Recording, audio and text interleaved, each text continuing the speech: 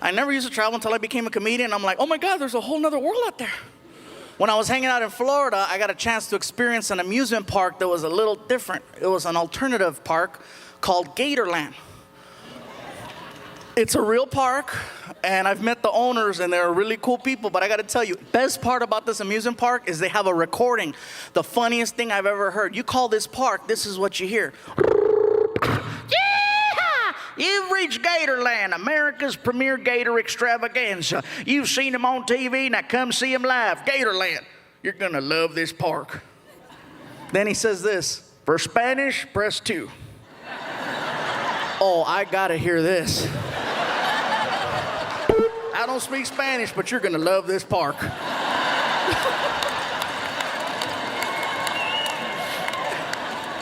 Oh, I was dying. I called him like 10 times. Oh, that's the best.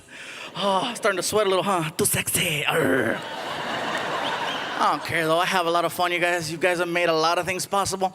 In the beginning, when I first started coming here to Bakersfield, to the Fox Theater, you guys showed a lot of love. I used to go to this taco truck place up the way called Taco Loco.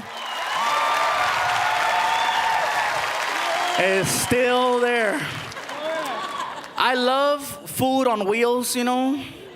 But this taco place is taken to the next level. They're really, really good there, and they're not paying me nothing. I'm just talking about them. But I go to order, and these guys were kind of, you know, the girls were cool, but the guys were mean. I try to order some food, right? I'm like, hello? And the guy was like, ¿Qué pasó, gordo? What you want?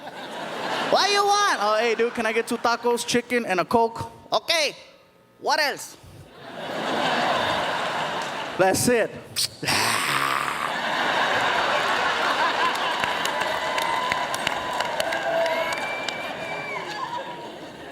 Like, whatever, dude. But we've had a lot of fun. We got to promote on a lot of different radio stations here in town to get the word out to you guys about the show. They try to get me set up on the Spanish radio station, and I've done that in the past, and it was okay. But the last few times, I had to say no because they put me on the radio with the guy who's like from Mexico. And I can speak Spanish, but you put me up against somebody from the motherland, whoo! You know, I walk in the studio and I'm dealing with this one guy, right? And we go on the air and he's like, sí, muy buenas tardes, aquí estamos, ¿qué pasó?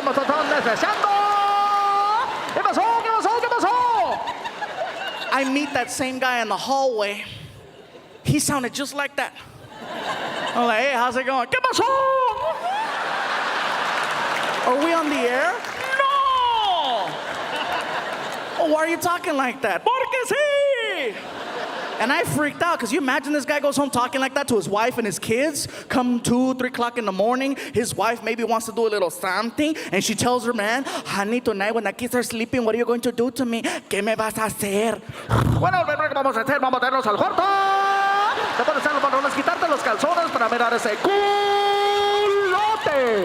Sí, sí, sí, sí. Esta nalgada está presentada por Pepsi, sí. I know somebody who doesn't speak Spanish is gonna go home and try that tonight, man. Sí. You better stop that. Sí. Let's have a little fun. Crowd tonight.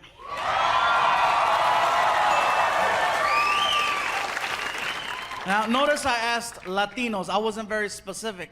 Because if you call a Latino the wrong one, there's an issue. You call a Mexican a Salvadorian, we get mad. You call a Puerto Rican a Dominican, they get mad. You call a Cuban anything but a Cuban, you're going to get stabbed.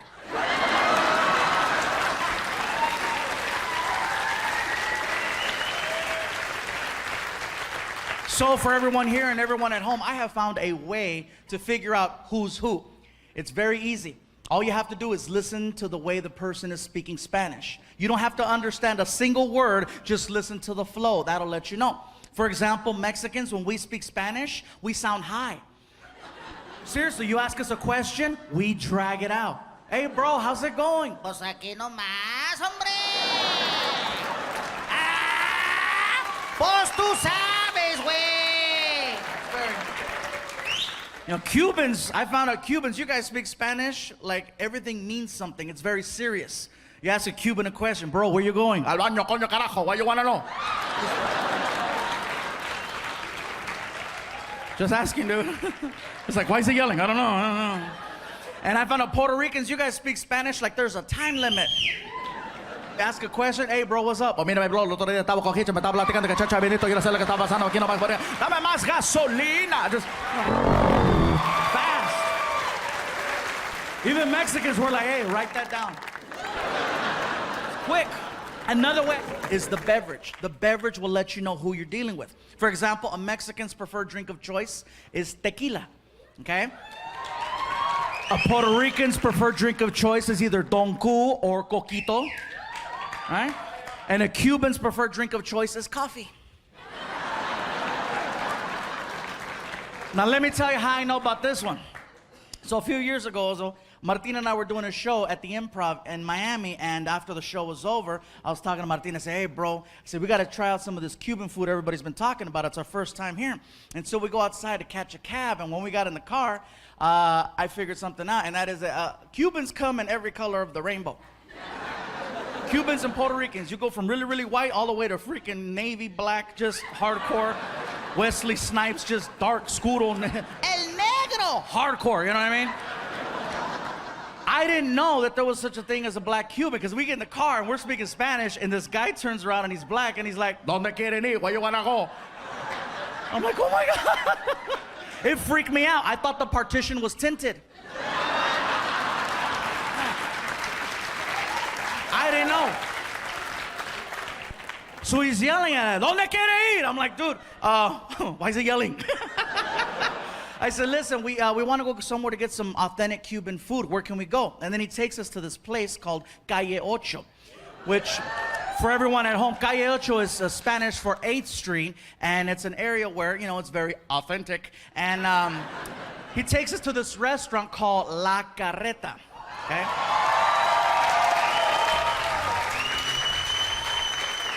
So you can't miss it. There's a restaurant on the corner with a giant wagon wheel in front of it and a huge rooster. I don't know what the rooster does, but look out for him. We walk inside, and I think, what was it, Martin, like 2 or 3 o'clock in the morning when we went in? Easy 3 in the morning. Easy 3 o'clock in the morning. We sit down at this table, and we're looking at the menu. We're trying to figure it out, and there's all kinds of bananas and all kinds of weird stuff that I'm like, I didn't know that, sir. Okay, bananas, fine. Okay, let's do this. And here comes the waiter, and the waiter's coming over, and he gets in my face, and he's like, ¿Qué tú quieres? And I'm like, I forgot. Why is he yelling? I don't know. I said, listen, bro, I'll tell you what, let me look at this menu a little bit longer. I think we need some time, right? Yeah, we were like, yeah, we need some more time. And I says, for right now, can I just get a coffee? And he's like, okay, un cafecito. And he walks into the kitchen. He comes back 5 minutes later, seriously, with a little coaster and a shot glass of coffee on the coaster. And he puts it down in front of me, and he's like, okay. And I'm like, what is this? Es un cafecito. I go, dude, look at me. I'm not a Ito. I'm a Ande.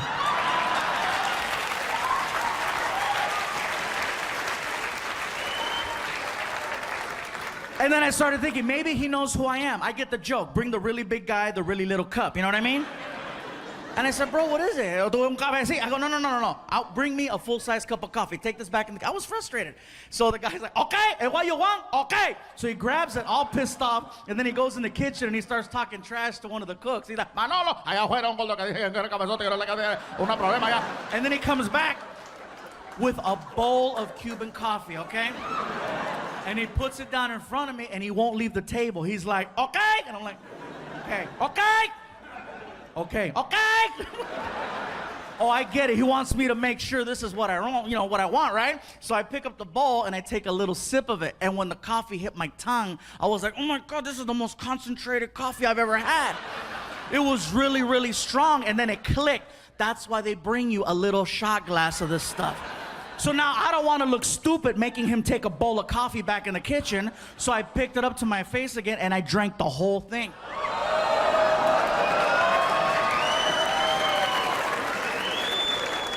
Well done. I knew I messed up, bro. I knew I messed up because the waiter looked at me and he's like, vaya con Dios.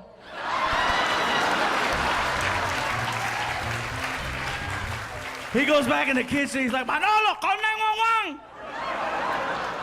10 minutes go by, you guys. I am so wired. That coffee is strong. That is the only way in the world Cubans can make that swim. You know, we were trying to figure out this whole thing with Netflix and doing a new special.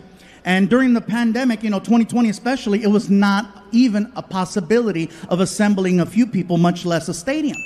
So Netflix made it clear, we need a new special sooner than later, okay? This was right before they didn't have Squid Games yet. You remember?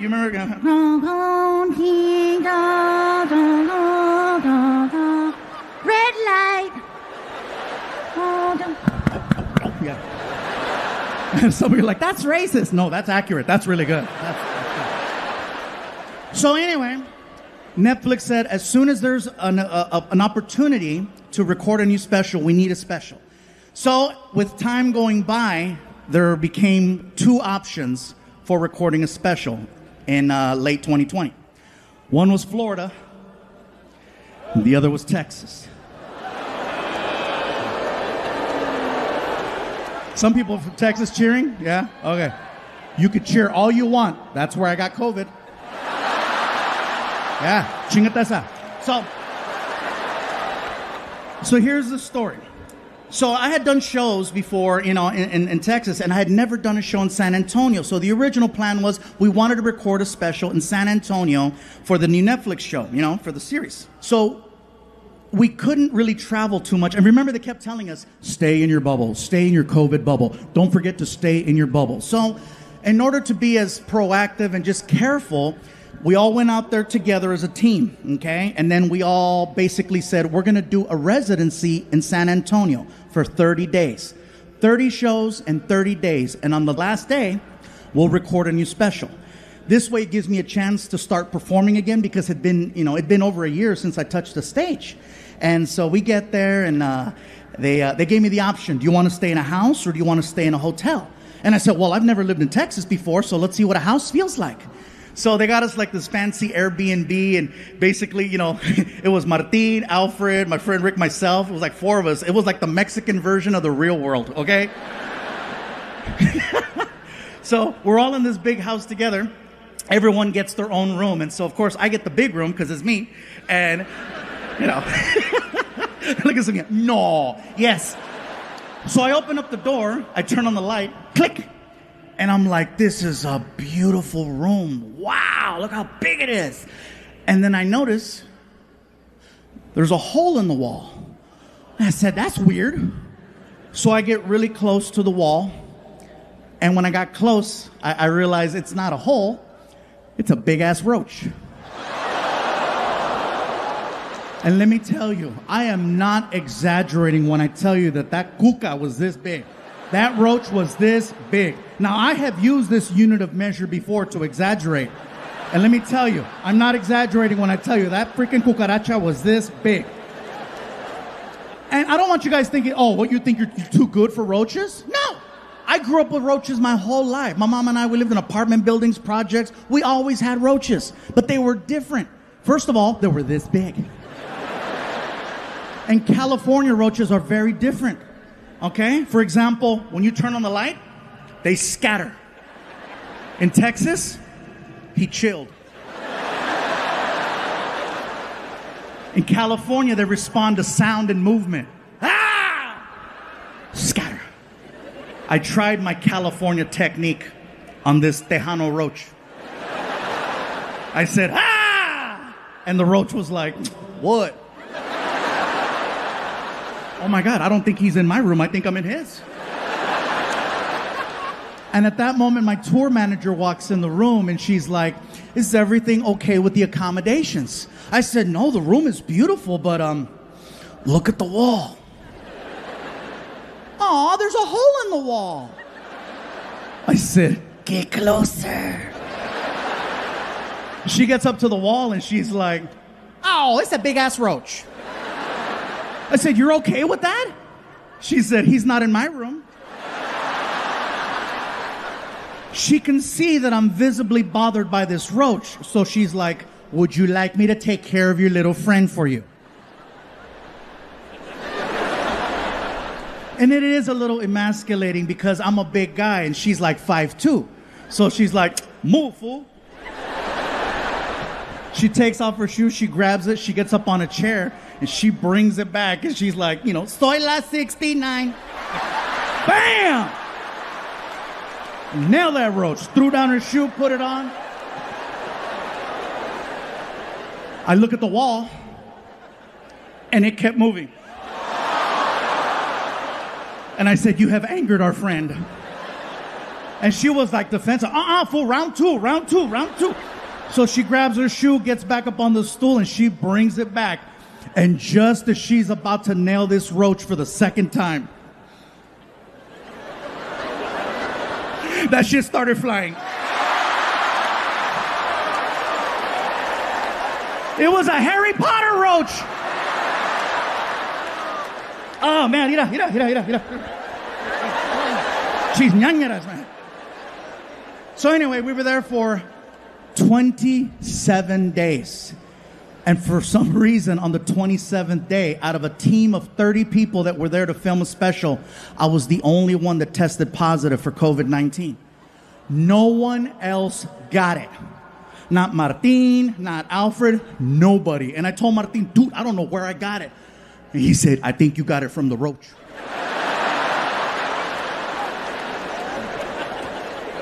Anyway, on top of dealing with COVID, and by the way, a sincere apology to the city of San Antonio because I was supposed to tape a special with you guys, and clearly for obvious reasons we couldn't do it. But I hope you understand why I had to do this tonight.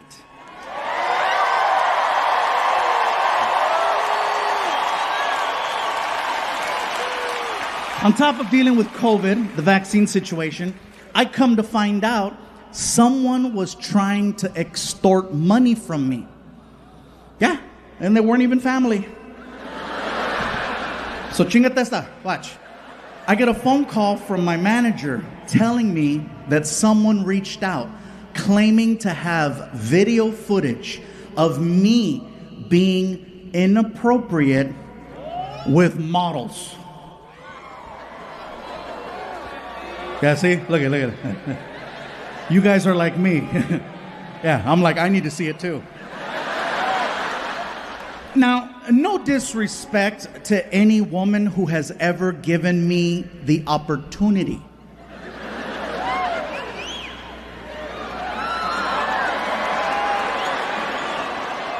But none of them were models. Maybe a couple of cochinas from West Covina, maybe. But they were not models. They were not models. They were just good citizens. Thank you. So anyway, they said I had until 9 a.m. to make a deposit of $50,000 into an account, or they were going to release the footage to TMZ and my career was going to be over. When I got the message, it was already 6 p.m. So I had missed the deadline by like half a day. So I was like, well, let me turn on the TV, still, see if I still got a job. And clearly this is the first time you guys are hearing about this because there was no footage. They were just trying to scare me into giving them money.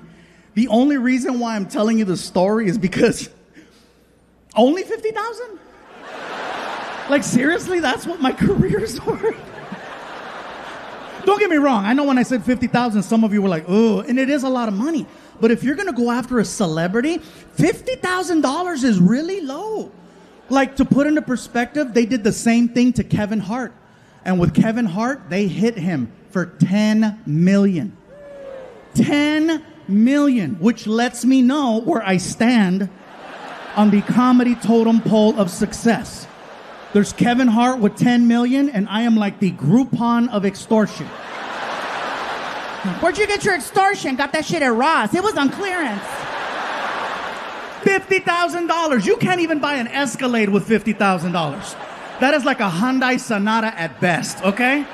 And that's like a base model. Like, you still gotta do this shit to the window, $50,000. But do you think your mom would like to meet Vicente Fernandez right now?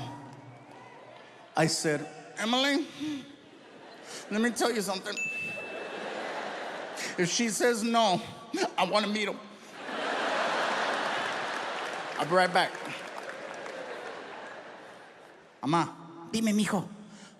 Emily wants to know if you would like to meet Vicente Fernandez right now. Mijo, that sounds nice. All right, Emily, she's in. Emily goes, is she even a fan? I go, trust me, that's her reaction. She's good. She has the whole house covered with Vicente Fernandez records and cassettes. Okay, we're good. So Emily comes back and she puts these special VIP bracelets on us with a little click, and she walks us through a door into the backstage area. As soon as we went through the door, I knew exactly where we were. I was just there a week ago. So I got my mom arm in arm and we're walking down the hallway, okay? Come on, Ma, let's go. Let's go. We're walking down the hallway and we're getting closer and closer to Vicente Fernandez's dressing room. The door is wide open and I can hear a commotion coming out of the dressing room. And then a man and a woman exit the room, and the man is holding onto the woman's shoulders and he's like, it's okay, it's okay, it's okay, it's okay. And the woman looks destroyed, okay? Mascara's running down her face. My mom sees that and she's like, Mijo, did you see that? Did you see what the mascara? What the mascara parece puta la cabrona.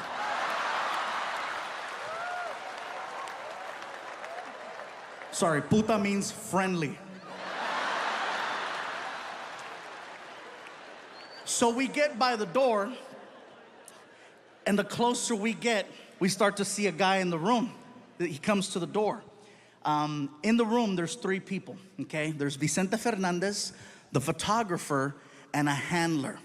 The handler comes to the door, and you can tell by his voice that he works for like a Mexican radio station because he's got that voice. You know, like, hola, hola, pásale, pásale. Pásale in Spanish means come on in. So we start to walk into the room. And let me tell you guys something. If you grew up listening to Vicente Fernandez from a young age and you get the opportunity to meet him, it is seriously a religious experience. My mom and I are entering the room. The only thing missing is the freaking Nomines Patres el nombre de San. You don't look at him, you look at the floor. Out of respect, you just look at the floor. Come on, Ma.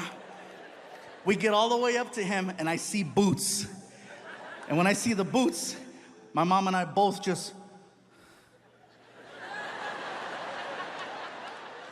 He knows what you're doing. He knows you're checking him out. So what he does is he poses, okay? Vicente stands there and he poses. He'll have the sombrero, the hat, to his side.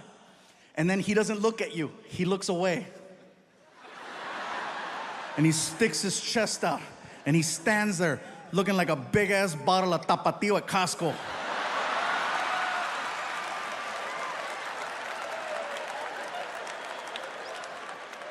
And then he looked at me. And he recognized me, not as a comedian, but because I was there the week before and my photo was hanging outside his door. It's whoever's there last, you know, they always rotate the photo. So he sees me and he's like, Hijo, tú eres el muchacho que está en la foto, que está allá afuera. I go, yeah, that's me outside, yeah. Hola.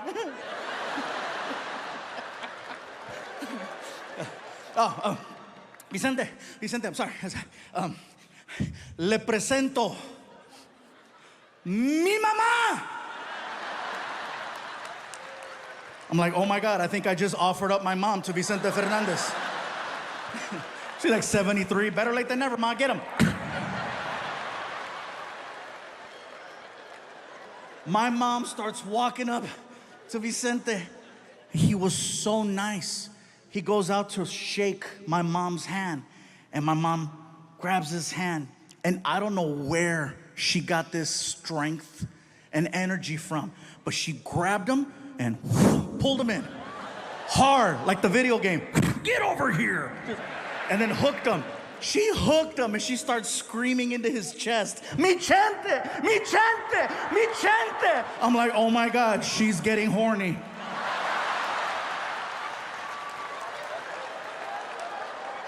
And he knew too. Because he was like, you know, quítamela, quítamela. The photographer, the handler, and me, the three of us, is what it took to pull her off of Vicente. We sit her down, she's bawling. Ah! Mascara's running down her face. The photographer shaking his head. I guess Vicente had dinner earlier that night. He was eating barbecue because I had those wet naps, you know, barbecue wet naps. And so we take the wet naps and we start cleaning the mascara off my mom's face. And we stand her up and we posed her and we took the picture. Emily comes over and she takes us and she escorts us to our seats in the front. And for 3 hours, my mom was on her feet listening to his. She refused to sit down. Mom, you should sit. No, como que es el chente. Holding a shot of tequila that she never drank. She was 3 hours on her feet, never once sat down. That's how powerful his music was. My mom felt no pain for that entire time. And the minute that freaking concert was over, you know, tan, tan, tan, tan. My feet! Oh my God, mijo, mis pies! Ay, pinche callo! Oh my God, my feet!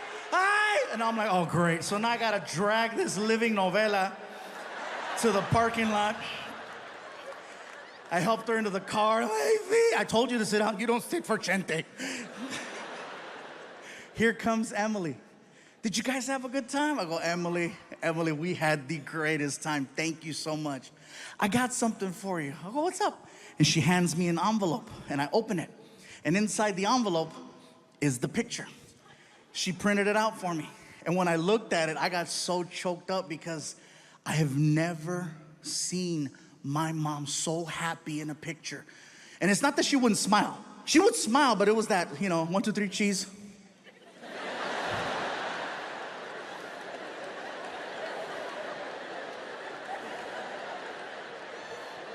But this one was like, and what makes it extra special is that is the last photo I have of my mom, and she was the happiest. And I know that that moment wouldn't be possible if I did not do this for a living.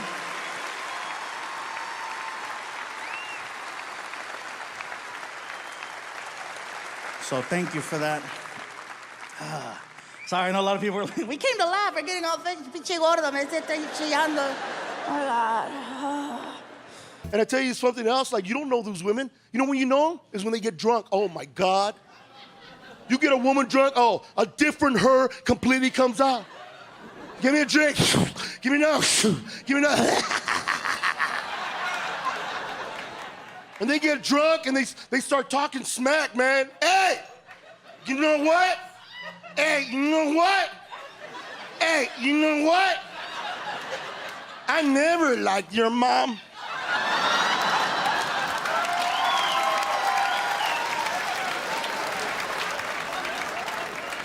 I don't like your brother. I don't like your sister. Shit, I don't even think I like you.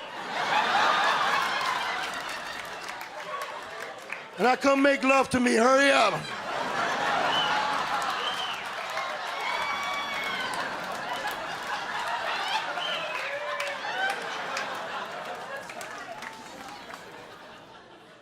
You can't make love to a drunk woman. Every guy's had that experience, man. We all had it, man. Come on, faster, harder, faster, harder.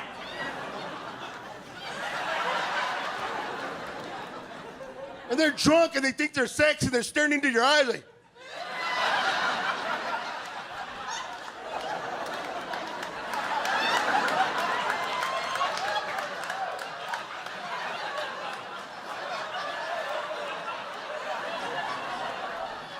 She looks like a raccoon. Like.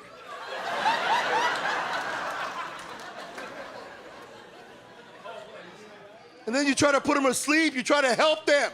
Get them to bed. Remember that? She's drunk and you're trying to help her to get to bed. I'm so glad you're my husband and that you're cool with me and drunk and drunk and drunk. Let's go to bed, honey. I'm okay. Okay. You okay? Okay. Just go to bed, all right? I'm gonna help you to bed. Okay, I'll go to bed. And you make the mistake of trying to cuddle with her and you're in front. And all of a sudden, man, you hear,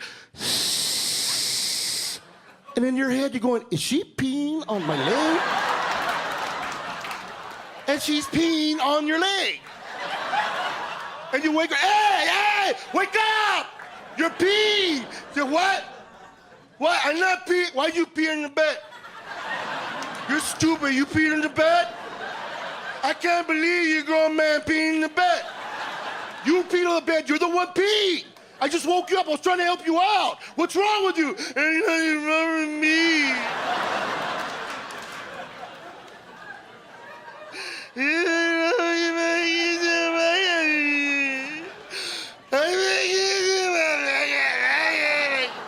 You don't even know what the hell she's saying.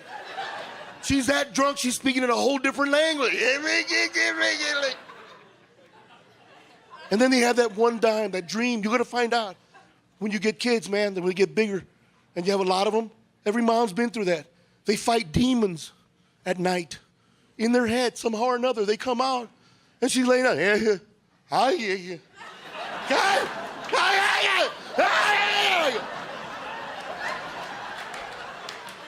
And this is your time, guys. This is your time.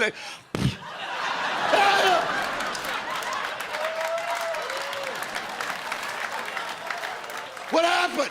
What happened? I don't know. You hit yourself in the face. It was weird.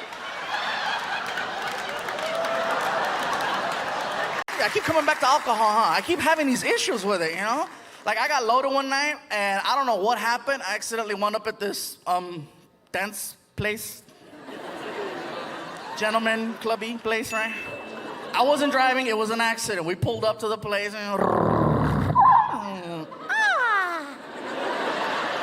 I knew where I was at. Even when you're drunk, you could be drunk and blind. You know where you're at. As long as you hear, you know...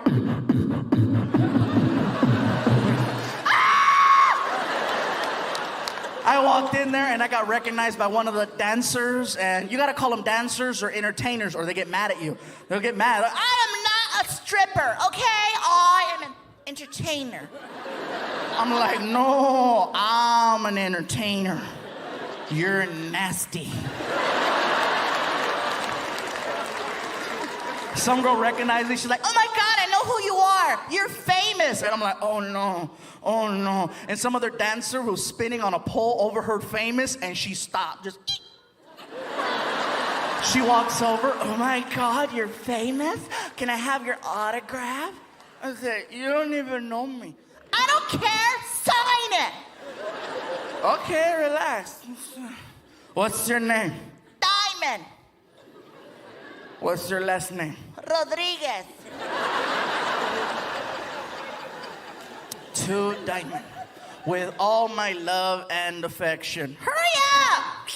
I got mad, so I wrote George Lopez.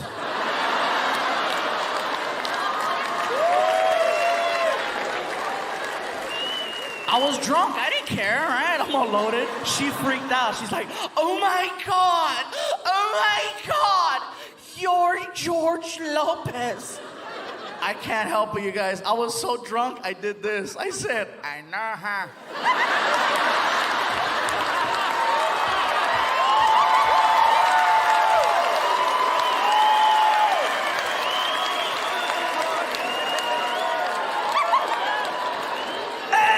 Hey, cabrona, why you crying?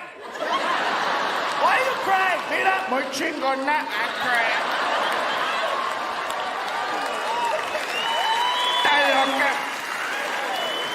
I won't lie, you guys. George knows I do that. I don't think he likes it. I've done that to a couple of other people, you know. I did that to Paul Rodriguez, and Paul was cool. Paul was really cool about it. He was like, you know, Hey, I heard there's a guy out there who knows how to talk like me. Is that you? I said, Yeah, that's me. That's pretty good. I said, I know, huh?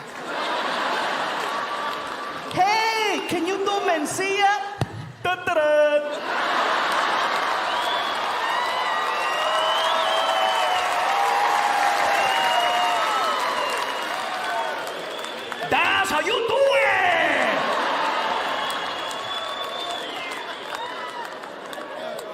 Now, Carlos knows I do that, and he gets mad at me because he goes, you gotta do it better.